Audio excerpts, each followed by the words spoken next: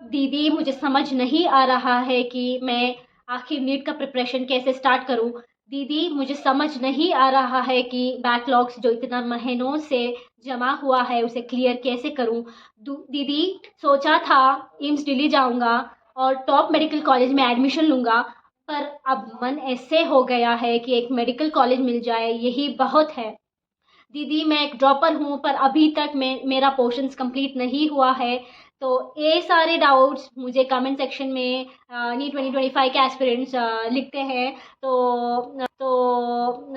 बहुत सारे बच्चे ऐसे फेस से गुजर रहे हैं और मैंने भी इस फेस को क्रॉस किया है।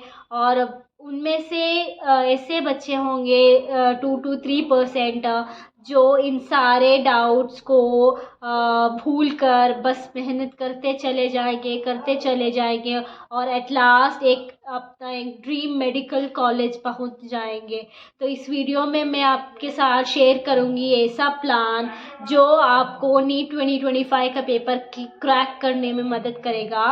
So yeah, I'm Ashifa, currently a second year MBBS student at a government medical college.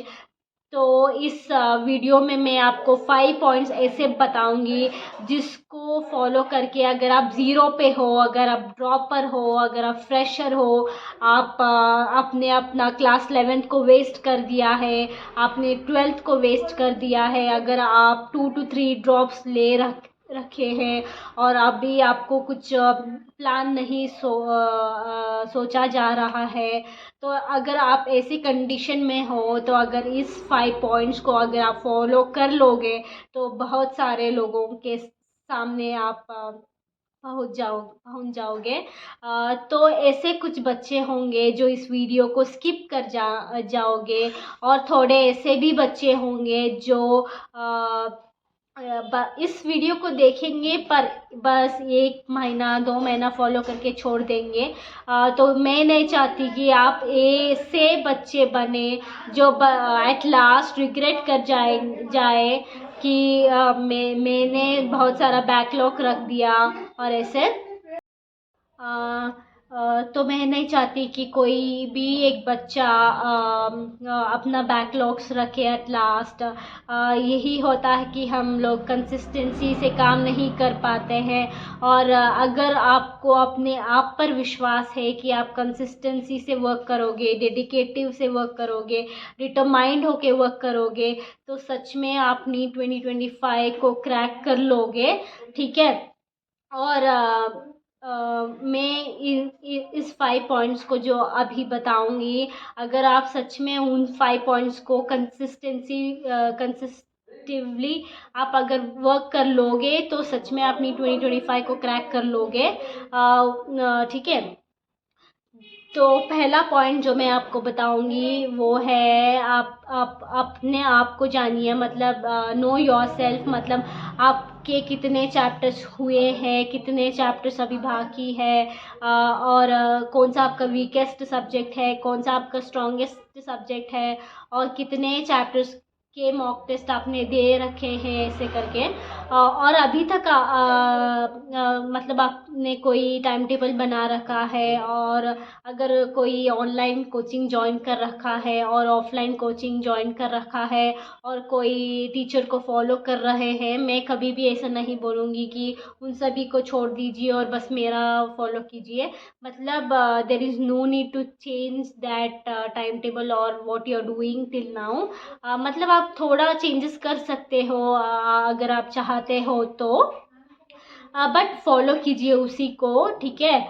और पहला पॉइंट मतलब जो आपने आपको जानना है, मतलब नो योर सेल्फ कि आप कहाँ कितना बैकलॉग्स अभी तक क्लियर नहीं हो पाया है और कितना समय लगेगा इन बैकलॉग्स को कंप्लीट करने में। ठीक है। और सेकंड पॉइंट जो है वो है be dead consistent. That means अगर आप एक दिन 10 घंटे पढ़ रहे हो और अगले दिन बस 5 घंटे पढ़ रहे हो, इसको कंसिस्टेंसी नहीं बोलते हैं। कंसिस्टेंसी उसको बोलते हैं कि एक दिन आपने 5 घंटा पढ़ा और अगले दिन भी 5 घंटे पढ़ रहे हो या उससे ज़्यादा पढ़ रहे हो, वो तो बहुत बहुत कंसिस्टेंट वाला थिंग है अगर आप ज़्यादा पढ़ रहे हो तो। But see to it that you are not deteriorating your study time, instead you increase or at least be at that level, ठीक है।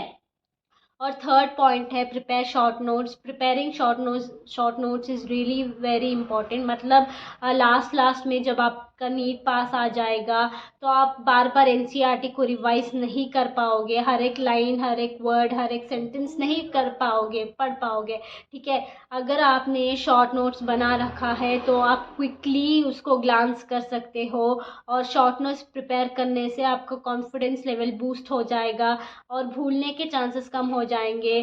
फिज़िक्स में फार्मूला शीट्स प्रिपेयर करने से आप फार्मूलाज को नहीं भूलोगे, उसको एक वॉल पे चिपका दीजिए सो दैट आप उसको बार बार देखते रहोगे तो आपको माइंड में घुस जाएगा वो फॉर्मूला, ऐसे करके। और फोर्थ पॉइंट जो मैं बताऊंगी is that solve more and more previous year questions, because मतलब प्रीवियस ईयर क्वेश्चंस को सॉल्व करने से आपको एक क्लियर आइडिया मिलेगा कि कौन सा टॉपिक से क्वेश्चंस बार बार रिपीट हो रहे हैं, कौन सा टॉपिक को मोर इम्पोर्टेंस देना है, कौन से टॉपिक को लेस इम्पोर्टेंस देना है, कौन सा फॉर्मूला को मोर इम्पोर्टेंट देना है, कौन से फॉर्मूला को मतलब याद रखना ही है। और केमिस्ट्री में भी फॉर्मूलाज को याद रख सकते हो आप लोग। और फिफ्थ पॉइंट जो मैं बोलूँगी इज़ टू रीड एनसीईआरटी। मतलब एनसीईआरटी को हर एक लाइन, हर एक वर्ड, हर एक लेटर को पढ़ना है। मतलब बायोलॉजी में एनसीईआरटी को नेग्लेक्ट नहीं करना है, जितना सारा हो सके एनसीईआरटी ही पढ़ना है। मतलब आप जितनी बार रिवाइज करोगे एनसीईआरटी को उतना कॉन्फिडेंस लेवल इंक्रीज होगा आपका, और आपका स्कोर इंक्रीज होगा। और रिवीजन करना है। मतलब अगर आप एक चैप्टर को पढ़ रहे हो तो उसका रिवीजन करके उसका मॉक टेस्ट देना है। मतलब मॉक टेस्ट देने से आपका कॉन्सेप्ट्स क्लियर होंगे और आइडिया मिलेगा कि कौन से टॉपिक से मोर इम्पोर्टेंट क्वेश्चन आएंगे करके। और मतलब नीट में अगर आपको एक गवर्नमेंट मेडिकल चाहिए, मेडिकल कॉलेज में एडमिशन लेना है तो each and every chapter important है। मतलब आप एक भी चैप्टर नेग्लेक्ट नहीं कर सकते हो, क्योंकि सोचो कि एक चैप्टर से एक क्वेश्चन 4 मार्क्स का आ गया और आपने उस क्वेश्चन को अटेंड कर लिया, और अगर आपको 4 मार्क्स आ गए तो आपकी रैंक बहुत सारी इंक्रीज हो सकती है। और अगर नेग्लेक्ट करने से सच में आपका रैंक बहुत सारा कम हो सकता है, ठीक है। और कमिंग टू रिवीजन, मतलब अक्टूबर से लेकर मतलब अप्रैल तक, स्टार्टिंग ऑफ अप्रैल तक आप सिलेबस कंप्लीशन के लिए रख सकते हो, साथ साथ आप क्वेश्चंस को सॉल्व कर सकते हो। बट अप्रैल का महीना है, उसमें आपको रिवीजन के लिए मोर इम्पोर्टेंस देना है, सॉल्विंग मॉक टेस्ट के लिए मोर इम्पोर्टेंस देना है, क्योंकि मॉक टेस्ट सॉल्व करने से आपका कॉन्फिडेंस लेवल बूस्ट होगा, आपको आइडिया मिलेगा कि कौन सा सब्जेक्ट कितना टाइम देना है, और आपको एक आइडिया और टाइम मैनेजमेंट के बारे में पता चलेगा, और आपको एक आइडिया मिलेगा कि आपके स्कोर कितने आ रहे, कितने बन रहे हैं, और किसके ऊपर कितना मेहनत करना है करके, ठीक है। और लास्ट में आपको रिवीजन के लिए पर डे को at least 2 chapters in biology, 1 chapter in physics and 1 chapter in chemistry को रिवाइज करना है। और उसके साथ साथ जो आप नया पढ़ रहे हो उसको भी साथ में लेकर चलना है। मतलब आप अभी 10 घंटे पढ़ सकते हैं, बट एट लास्ट वो 15 आवर्स तक भी जा सकता है, क्योंकि जब नीट पास आ रहा होगा आपका स्ट्रेस लेवल इंक्रीज हो रहा होगा, आपको ज़्यादा से ज़्यादा पढ़ना होगा, आपको ज़्यादा कॉन्सेप्ट्स क्लियर करने पड़ेंगे, आपको ज़्यादा रिवाइज करने से ज़्यादा कॉन्फिडेंस इंक्रीज होगा, ज़्यादा स्कोर बढ़ेगा। मतलब आप स्कोर्स को भी एनालाइज कर सकते हो, क्योंकि अगर स्कोर्स को एनालाइज करने से आपको एक क्लियर आइडिया मिलेगा कि कौन सा आपका स्ट्रॉन्गेस्ट सब्जेक्ट है, कौन सा आपका वीकेस्ट सब्जेक्ट है करके, ठीक है।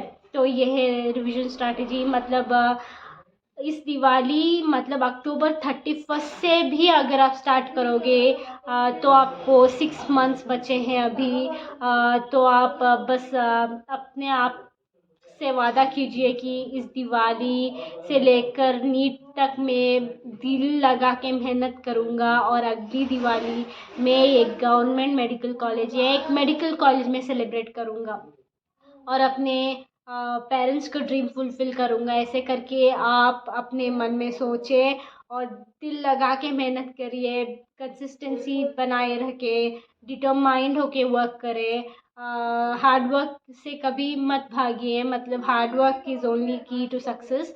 और कंसिस्टेंसी मतलब आप जितना कंसिस्टेंट होंगे ना उतना आप बेहतर कर पाओगे, अपने आप को बेहतर बन पाओगे।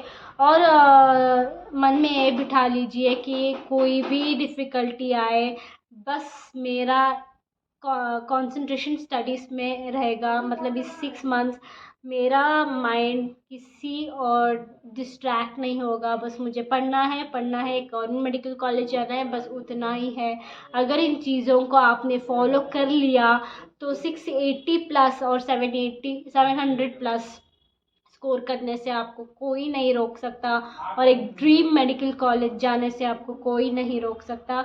सच में इन 6 महीने आप दिल लगा के हार्डवर्क करके देखिए, रिजल्ट तो भगवान पे छोड़ दीजिए, बस मेहनत करना है, आपको करना है, बस करना है, बस उतना माइंड में ला लीजिए और सच में हो पाएगा। क्योंकि मैंने बच्चों को देखा है जो 3 मंथ्स 4 मंथ्स में क्रैक कर रखा है, बट आपको 6 मंथ्स मिल रहे हैं, that is more than sufficient. If you are at the level of zero also you can crack if you have the right direction, right path and all. और बस स्मार्ट वर्क कीजिए, मतलब ज़्यादा समय वेस्ट मत कीजिए वीक मतलब जो आपके वीकेस्ट सब्जेक्ट है उस पर। स्ट्रॉन्गेस्ट सब्जेक्ट पे ज़्यादा कंसंट्रेट करने से आपको स्कोर्स इम्प्रोवाइज़ होंगे और अच्छा स्कोर आएगा। कोई भी सब्जेक्ट हो, कोई भी चैप्टर हो, आप नेग्लेक्ट नहीं करो, क्योंकि हर एक क्वेश्चन इज़ इम्पॉर्टेंट, हर एक marks important, even 1 marks important. 1 marks से आपकी रैंक बहुत आगे भी जा सकती है, ठीक है। और लाइक अगर आपको कोई डाउट है आप कमेंट सेक्शन में प्लीज़ कमेंट कीजिए। अगर कोई आपको दिक्कत है, डिफ़िकल्टी है, कोई प्रॉब्लम फेस कर रहे हैं, आप मेरे इस कमेंट सेक्शन में कमेंट कीजिए। मैं अपनी तरफ से पूरी मेहनत करूँगी कि उसको सॉल्व करूँ, उसको रिप्लाई कर सकूँ।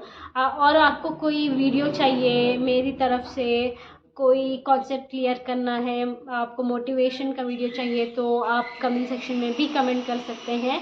तो हाँ, बस यही है, इस 5 पॉइंट्स को इफ़ेक्टिवली फॉलो कीजिए और इन 6 महीने सच में डेडिकेटिवली वर्क कीजिए। और मुझे भरोसा है कि आप कर पाओगे, क्योंकि अगर मैंने कर ले रखा है तो मैं सोचूंगी कि कोई भी बंदा इस दुनिया में कर पाएगा। ठीक है। हाँ, और अब आप like if you are new to this channel, please do like, share and subscribe. Thank you and all the best. Do well, study well, be hardworking for the next 6 months, and you will see the results at the last, and you will be in a dream medical college. Thank you. Bye.